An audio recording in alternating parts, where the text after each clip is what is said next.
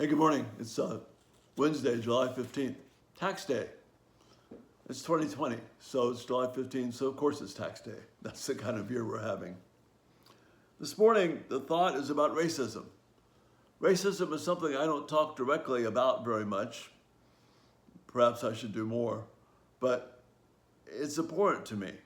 I grew up in the deep South, as it were, and I'm familiar with colored water fountains, white lines on buses. I lived through all that, and I saw the ugliness of it, and I appreciate the changes that have been made and the progress that's been made, which is real for sure. But it's easy to lose the underlying current and how deep-seated racism is. And my favorite book, novel, is Moby Dick by Herman Melville. And it perhaps sheds the light on racism that can say it better than I can say it and why it's the problem to this day. There are three characters here in this part of the book. It's the larger story is about Captain Ahab and his vivid hatred for the sovereignty of God, which is what Moby Dick is all about, but that's for another time. Three characters here, interestingly, represent three races. There's Stubb, who's the second mate and in charge of one of the small whaling boats that goes out and actually harpoons the animal so they can bring it back to the boat. There's Tashtego, who is one of the harpooners, and they're highly valued, skilled, perhaps much as athletes are today, but he's Polynesian and very striking individual. And then there's Pip, who in some way gets caught up along with the crew of the boat, and he's described as the poor little Negro from Alabama. So picking up the story right here in the narrative, they're out on the hunt, and they've spotted a whale, and Tashtego has hurled the first harpoon into the whale, and it usually takes more. So he's hurled that first one, but that's enough to start dragging the boat along. So now the boat paddled upon the whale as the fish received the darted iron, the harpoon. It gave its customary rap, which happened in this instance to be right under poor Pip's seat. The involuntary consternation of the moment caused him to leap, paddle in hand, out of the boat, and in such a way that part of the slack of the whale line coming against his chest, he breasted it overboard with him so as to become entangled in it, when at last plumping into the water. That instant, the stricken whale started on a fierce run. The line swiftly straightened, and presto, poor Pip came all foaming up to the chocks of the boat, remorselessly dragged there by the line, which had taken several turns around his chest and neck. Tashtego, the harpooner, stood in the bows. He was full of the fire of the hunt, and he hated Pip for a poltroon, which is utter coward. Snatching his boat knife from its sheath, he suspended its sharp edge over the line, and turning towards Stubb, the captain of the small ship, exclaimed interrogatively, "Cut?" Meantime, Pip's blue-choked face plainly looked and said, "Do, for God's sake, cut." All happened in a flash. In less than half a minute, the entire thing happened. "Damn him, cut!" roared Stubb.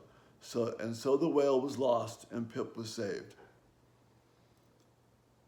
As Pip recovered, Stubb came to him in a plain, businesslike, but still half-humorous manner, cursed Pip officially, and that done, unofficially gave him much wholesome advice. The substance was, never jump from a boat. "Stick to the boat, Pip, or by the Lord's capitalized, I won't pick you up if you jump. Mind that. We can't afford to lose whales by the likes of you. A whale would sell for 30 times what you would, Pip, in Alabama. Bear that in mind and don't jump anymore."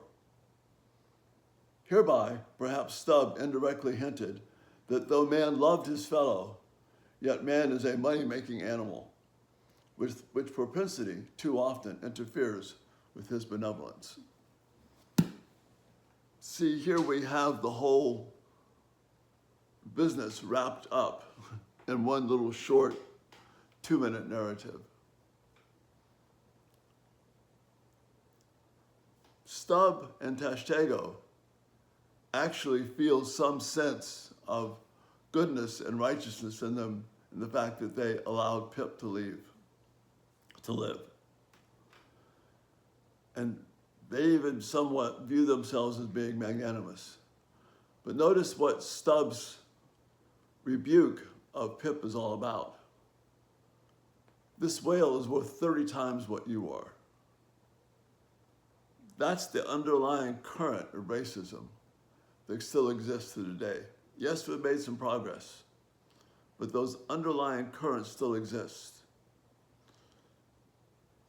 And as we can form relationships with our black brothers and sisters, that underlying pain is still there.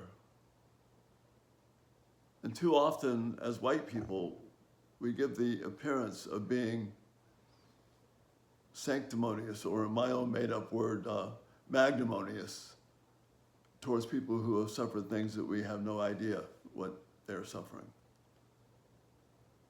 Let's be thankful for the progress, but let's realize that racism reveals the darkness of the human heart.